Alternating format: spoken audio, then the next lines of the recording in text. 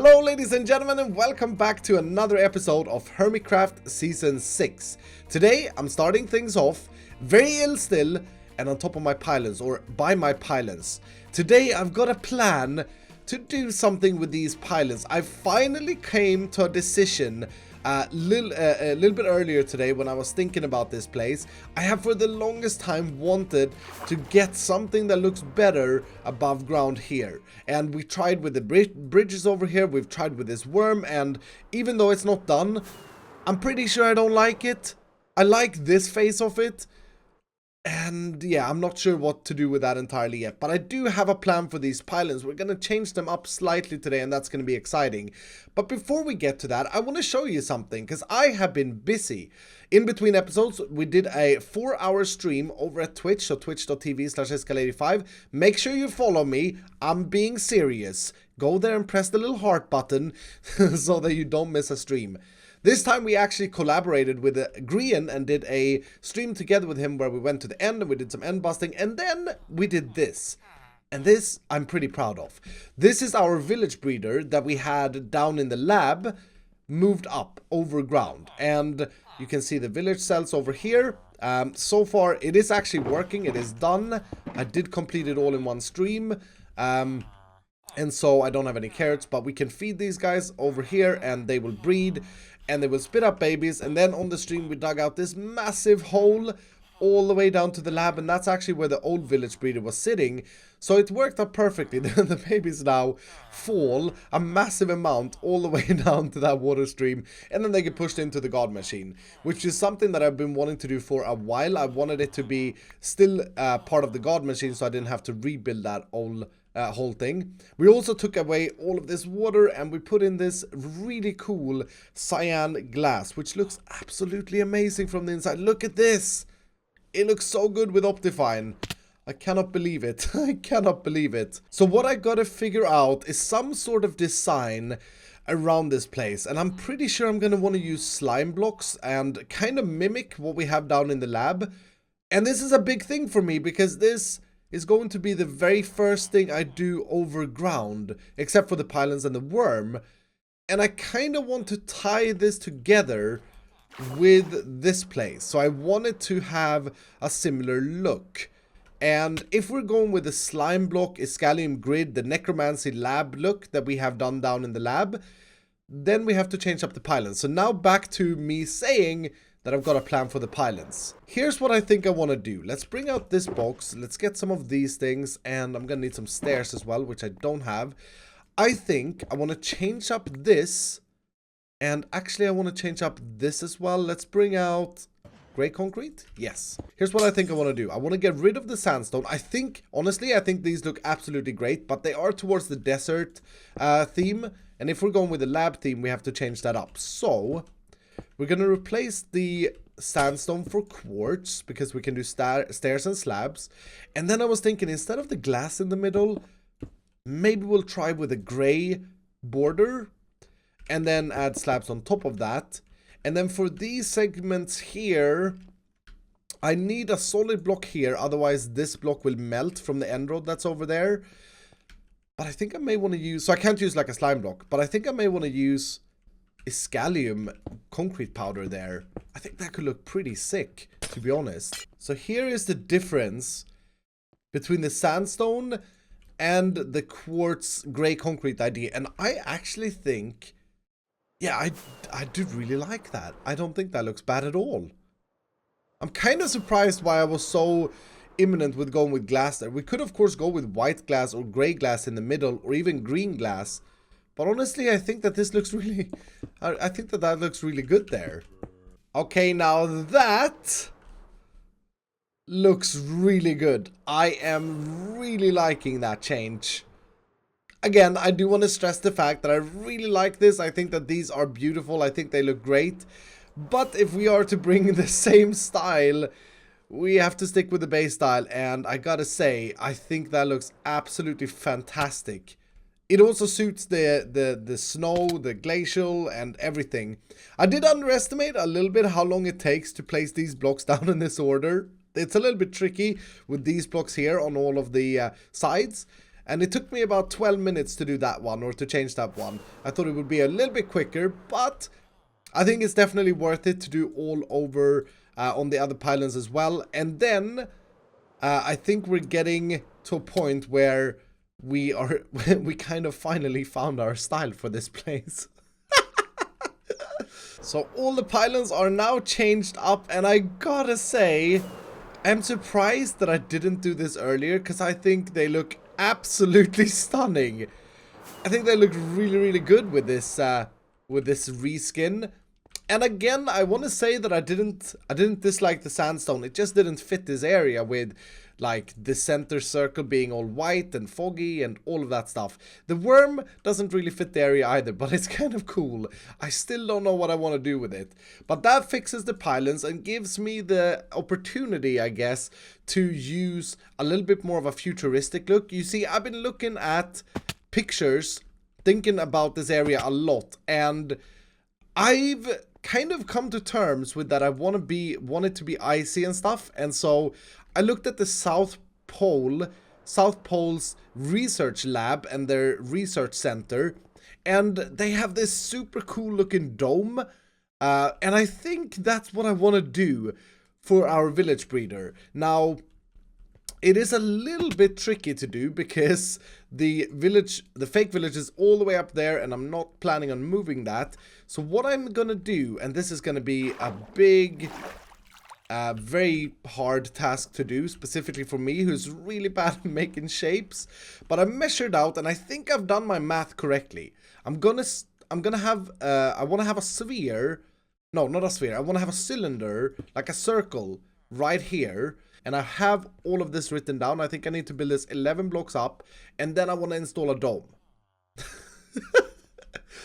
Yeah, I don't know why I undertake these type of projects, but seriously, if I can pull this off, it's going to look absolutely brilliant, I'm sure. And then we have sort of a style that we can connect up together with this area over here. And there we have it. Okay, let's see if I actually did this circle correct. It only took me like a minute. Yeah, that looks pretty... That looks... Oh my goodness. This is an issue with these mountains. There are so many holes in them for some reason. But yeah, but seriously, I didn't even move. Can I stand still? Yeah, that looks correct. That looks correct to me. Now I gotta go 11 blocks up, because like I said, I've done some math from that block there, which is on Y90, all the way down to where would a sphere or a dome connect without it looking like too tall. And I've counted that it's 11 blocks up, and then I need to do the dome across. Yeah, again, this is a super tricky project. But despite it being a super tricky project, it took me 2 days. 2 days of illness and not playing fully, but I did it. I did it. And not only that, I'm starting to feel a little bit better finally. I've got this man flu now for over a week, and it's really frustrating to me because it never goes away. And a lot of people are going to say in the comments now that, well, maybe you need to rest and not play so much Minecraft. But I like playing Minecraft. I like this game too much.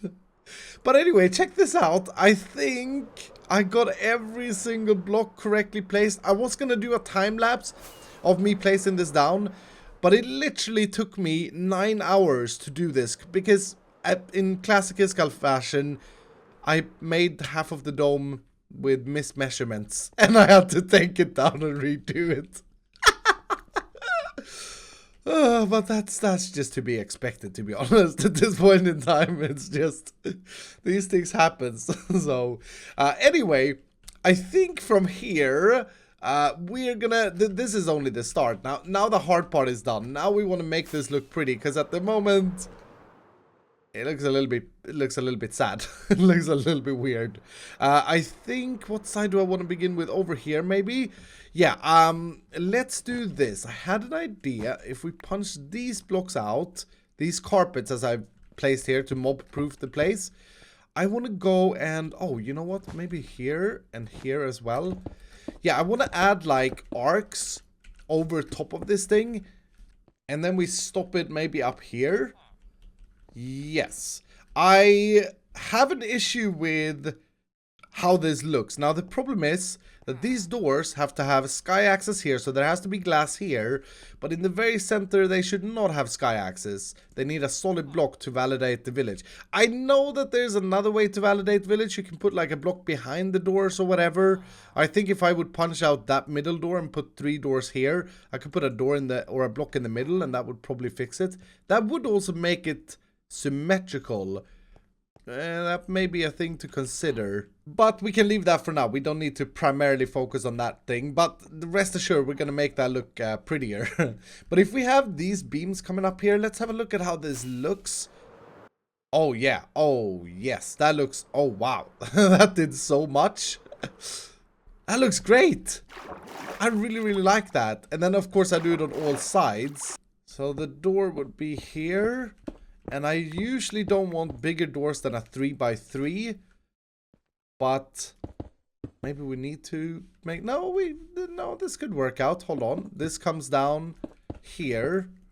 I feel like I'm building this backwards. I feel like I'm building this backwards. Yeah. That needs to be a double block for sure. If that's going to work out. And that looks a little bit... Looks a little bit weird because this is a single block. So... This would need to be a double block. And possibly this as well. What about doing this on the outside? In that little space there that was left over. Let's have a look. Oh. And I can't see from there, of course. But yeah, that's not too bad. A little bit of a grid. That actually looks really good. That looks really good. Of course, it would look even better during nighttime. I do still feel that these are a little bit too heavy for me. Like they look a little bit bulky. I don't think there's a whole lot we can do about it. If we would just go with a single line across, I think it's going to look a bit too weak. And I promised myself to never use concrete again after last season. I remember why now. It's this process of just standing here and making it all. Oh my goodness, I think I have a little bit too many villagers that I haven't dealt with in the gun machine. Oh, this happens when I build a base for days. Oh, okay. I gotta trade with a few villagers. Oh, that's actually really good. Blast protection 4 for 18 emeralds. That is a very good trade. Okay, we gotta hurry up here because it's nighttime and I don't want the villagers to die, but I do want to have a look at this. Yes, okay, I think I like that. I broadened the necromancy grid a little bit and I think that looks absolutely spectacular. I think that looks really good. And I added the concrete, as you can see here, on all the different sides. Now, I do feel like on the very top here, we're probably gonna have to have this sort of thing going on so that we have a little bit of a separator, I guess. Now, can these guys attack my villagers? Can drowned zombies attack my villagers? Because it certainly feels like they're swimming towards the center part there. I'm not sure about that one. Okay, so now that it's daytime again, let's grab some rockets. I have this crazy idea, dudes. I have this absolutely crazy idea. I really like this, but it is a little bit plain, even with these bars. So I gotta try something.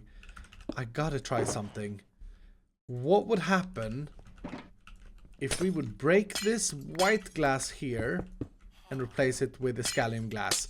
And now I know this lab is shared between me and Stress over there. But my idea is, if this one would have, if this would look good, first of all, we gotta make sure it looks good. But if we have scallium stripes on this one, we could make another dome shape as well. Because I'm planning on having several of these. And the next one could be magenta, which is her color. And that way, we can mix it up and mix it in. I feel like this is what we're doing today. Flying back and forth. Yes! Oh my goodness! Oh my goodness! That is so good! I can't believe how good that is. I'm so glad I tested that. That looks absolutely spectacular. I think, right? Oh, now that is looking spectacular. I am so very happy with this. Oh, I'm so glad that we did this. I'm impressed by myself for doing that. Is there hello? Okay, now, you know what? Give me that trident. Give me that trident. If I do get this trident, I'm going to donate it to Grian. Because when we did our live stream... but I didn't get one. When we did our live stream, the first thing the man did, in classic Grian fashion, was to try and see if his trident would return from the void. Which it didn't. But anyway, I didn't get a trident, so whatever. But no, seriously, I'm seriously impressed with myself. And of course, I've missed one block here. Now, there are a few things that we still have to work out, such as the lighting and that sort of thing. I'm personally thinking... Here, let's get a little bit of a better view. I'm personally thinking that we should have lights coming off of the center beams. So I think it would look really cool if there would be lights tied to these green beams. And then not so much the white glass. So in order to light these beams up, I think I'm just going to go ahead and place end rods here. And I'm using end rods because I think they will be the least visible. And I really don't want to stick sea lanterns going up here. Because, I mean, sea lanterns are pretty cool. They're good looking. But they are blue. And I don't think that will necessarily fit. So I can't place any there. So we have a stretch here without any lights. But then up here... Yeah, that should be pretty hidden behind the concrete, and that should be pretty hidden. And then one here, and that should do the trick, maybe. And that is the result of the end rods installed. And you can barely see them. Now, obviously, if you look at them or zoom in on them, you can see the end rods. Okay, I'm not that stupid. But you don't think about them is what I think, or is what I mean. And yeah, I'm really surprised. Everything is working out right now. Everything is working out. Everything is looking... The pylons that we did earlier, everything is just going really well with this base build. And I'm really happy about it. Whew! Yep, it's really good. Now, obviously, there are a bunch of more things that we need to do in here. We need to install a floor, which I'm not at all certain about what floor we should install. We also need to have... I think I want to completely encapsulate. Is that what it's called? I think I want to completely, like... cap these villagers in and have this central sort of thing be the villagers. We also need the feeding system to be installed. And oh, is that a spawning spot up there? That is a spawning spot. Uh-oh. Okay, taken care of. You know what? It really looks like that was a manly that was a manly scream. It really looks like the ocean here. If you look like this looks like water to me. What was I gonna say? Oh, I really think that the villagers are safe as they are. I don't think they can be attacked by zombies, but I'm not sure about that, so better safe than sorry, I guess. Now, as I was saying, I want to encapsulate this in some sort of glass form or shape, and I'm not entirely sure what I want to do with it. But I think that this is the feeding system on top here where we're going to put water and have carrots traveling around. I did some testing and it turns out that the carrots are actually traveling a little bit too quick at the moment. So I think I may change out some of these ice blocks once we get to it. I may change out some of these ice blocks for stone. Because if the carrots travel too fast, the villagers won't be able to pick them up. And in my test... only like this cell here, which was the end cell, I threw carrots from over there, was picking up the carrots, and that means that only one cell would be breeding, because obviously they need to be fed in order to breed. Mambo made us some confusion. I was watching his video. He was talking about maybe I need to trade with them. The mechanic works like so: either you trade or give them food, and when you do, you give them the incentive, I suppose it's called. Yeah, you give them the incentive to breed. That's how it works, and you want to give them the incentive to breed so that they breed. It's, yeah, that's pretty self-explanatory, I guess. But anyway, if we cap the villagers and do something like this here, I made this tube a little bit too big. I think this would be enough for all the babies to float down. I would like some sort of viewing possibility though, and I guess we're kind of sacrificing that by doing this sort of design. We can't really see what's going... Well, you know what? That's actually fine. I just don't want to see the ice blocks. I think the ice blocks makes it really ugly. So that's better. We'll have it like that. And then, yeah, we'll have some sort of glass layer on top here or on the outer edge here. Just not entirely sure if I want to use white glass for that. Anyway, that's something that you guys may be able to help me with down below in the comments. So if you do have any suggestions for the design of this, the best thing to do is go into a creative world in Minecraft and build this up and tweet a picture to me if you want to inspire me.